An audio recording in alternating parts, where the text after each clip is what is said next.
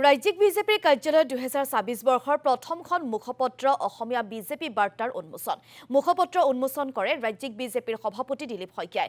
মুখপত্ৰ উন্মোচনী অনুষ্ঠানত গুৱাহাটী পৌৰ নিগমৰ মেয়ৰ মৃগেন শৰণীয়াসহ উপস্থিত থাকে বহুকেইজন বিজেপিৰ নেতাকৰ্মী। মুখপত্ৰ উন্মোচন কৰি সকলো অসমবাসী ৰাইজক নৱবৰ্ষৰ শুভেচ্ছা জ্ঞাপন কৰে বিজেপিৰ ৰাজ্যিক সভাপতিগৰাকীয়ে।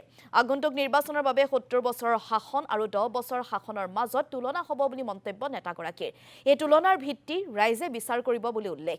লগতে নতুন অসম গঢ়াৰ বাবেও সকলো অসমবাসী ৰাইজৰ পৰা আশীষ বিচাৰিলে ৰাজ্যিক সভাপতিগৰাকীয়ে। আন্তৰিক শুভেচ্ছা জ্ঞাপন কৰিছোঁ আৰু পৰমপিতাৰ ওচৰত প্ৰাৰ্থনা জনাইছোঁ যাতে 2026 ইংৰাজী নৱবৰ্ষই সকলোৰে জীৱনলৈ সুখ, শান্তি, সমৃদ্ধি, সফলতা কঢ়িয়াই আনে আৰু আমি সকলোৱে এখন নতুন অসম নিৰ্মাণৰ বাবে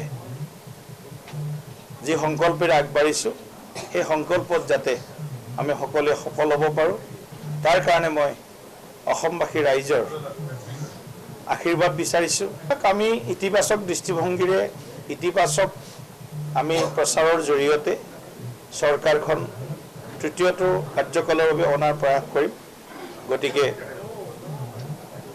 কম্পেৰিজন নিশ্চয় হ'ব, 70 বছৰ আৰু 10 বছৰৰ কম্পেৰিজন নিশ্চয় হ'ব। গতিকে 70 বছৰৰ অসমখন আৰু 10 বছৰৰ অসমখনৰ নিশ্চয় প্ৰতিচ্ছবি ৰাইজে তুলনামূলকভাৱে বিশ্লেষণ কৰিব। গতিকে ৰাইজ এতিয়া সজাগ সচেতন। গতিকে ৰাইজক বহুত বুজাব পঢ়াব নালাগে, ৰাইজে বুজি পায়।